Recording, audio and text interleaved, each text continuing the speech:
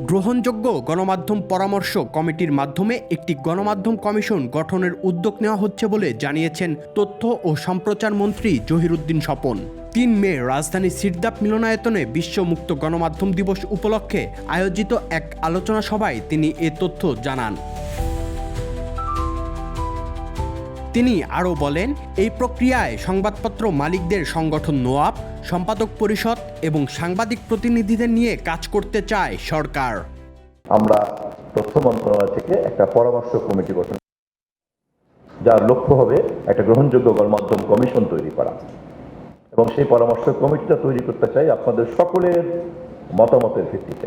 সময় যদি লাগে তাও লাগুক, কিন্তু এটা একটা গ্রহণযোগ্য হতে হবে। আমরা সবাই মিলে কিভাবে কাজ করতে পারি, বিশেষ করে নোয়াব, এডিটর্স কাউন্সিল এবং সাংবাদিক নেতৃত্ব যারা, এই বিশেষ করে এই 3 জন অংশীদার, তাদেরকে সাথে নিয়ে কাজ করা, এবং এর বাইরে বাদা গণমাধ্যম বিশেষজ্ঞ আছেন, আপনাদের দৃষ্টিতেই তারা আরো বেশি ধরা পড়বেন বা চিহ্নিত হবেন, আমরা তাদেরকেও যুক্ত করতে পারি, এবং পুরো ব্যাপারটাতে তথ্য মন্ত্রণালয়ে আমরা ফ্যাসিলিটেট করতে রাজি আছি।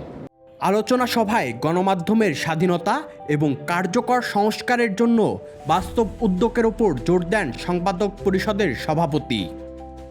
আমরা আপনাদের সঙ্গে আবারও বলছি এনগেজ করতে চাই, এবং আপনি যেই আমার কাছে মনে হচ্ছে আপনারা ইতিবাচকভাবে বলেছেন, আমরা এটি ইতিবাচকভাবে হিসেবে নিতে চাই, কিন্তু সঙ্গে যেই দিন আমরা এনগেজমেন্ট শুরু করব সেই দিন আপনার টেবিলে আমরা কতগুলো রিসার্চ কাগজ দেখতে চাই।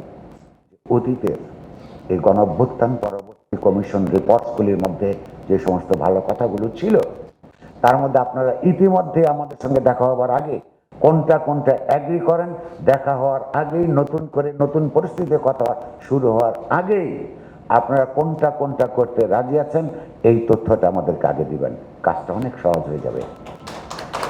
Newspaper owners association of Bangladesh নোয়াবের সভাপতি মতিউর রহমান চৌধুরী বলেন, বিশ্ব মুক্ত গণমাধ্যম দিবসেও বিপুল পরিমাণ অপতথ্য ছড়িয়েছে, যা রোধে সামাজিক আন্দোলনের প্রয়োজন রয়েছে। এই মুক্ত গণমাধ্যম দিবসে অপতথ্য ছড়ানো হবে না, কিন্তু আমি খোঁজ দিয়ে যখন এখানে আসার সময় একটা খোঁজ দিলাম, প্রায় 250 অপতথ্য আজকেই ছাড়া হয়েছে বাংলাদেশে। আমি বাইরের কথা বলছি না। এই যে অবস্থাটা, এখান থেকে এটা মহামারী রূপ নিয়েছে, এটা থেকে বের করতে হলে মাননীয় তথ্যমন্ত্রীকে আমরা সকালে অনুষ্ঠানে বলেছি, তিনিও চেষ্টা করছেন এইভাবে, পরামর্শ যাচ্ছেন যে কিভাবে এটা করা যেতে পারে। এটা সামাজিক আন্দোলন ছাড়া অসম্ভব। দেশের গণমাধ্যমের বর্তমান অবস্থা নিয়ে বক্তব্য রাখেন দ্য ডেইলি স্টারের সম্পাদক মাহফুজ আনাম।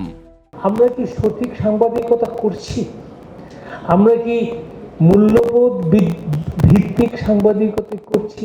আমরা কি দেশের ভালো চেয়ে সাংবাদিকতা করছি? আমরা সত্যিকার অর্থে মানব অধিকার প্রতিষ্ঠিত করার জন্য সাংবাদিকতা করছি, নাকি না আমরা বিভিন্ন ধরনের গোষ্ঠীর স্বার্থ রক্ষার জন্য সাংবাদিকতা করছি? আমি মনে করি এটা খুবই গুরুত্বপূর্ণ প্রশ্ন, এবং আমাদের ভবিষ্যৎ, একদিকে যেমন আমরা সরকারের কাছ থেকে কোনো রকম হস্তক্ষেপ গ্রহণ করব না, অন্যদিকে আমাদের একটা ভেতরের একটা বিরাট দায়িত্ববোধ আমাদের মধ্যে কাজ করা উচিত। আলোচনায় বক্তারা বলেন, অপতথ্যের বিস্তার রোধ, সাংবাদিকদের নিরাপত্তা নিশ্চিত করা এবং একটি কার্যকর গণমাধ্যম কমিশন গঠনে দ্রুত পদক্ষেপ নেওয়া জরুরি। তাদের মতে মিডিয়া সাক্ষরতা বাড়ানো এবং সরকার, গণমাধ্যম ও সংশ্লিষ্ট সব পক্ষের সমন্বিত উদ্যোগই পারে একটি দায়িত্বশীল ও স্বাধীন গণমাধ্যম নিশ্চিত করতে।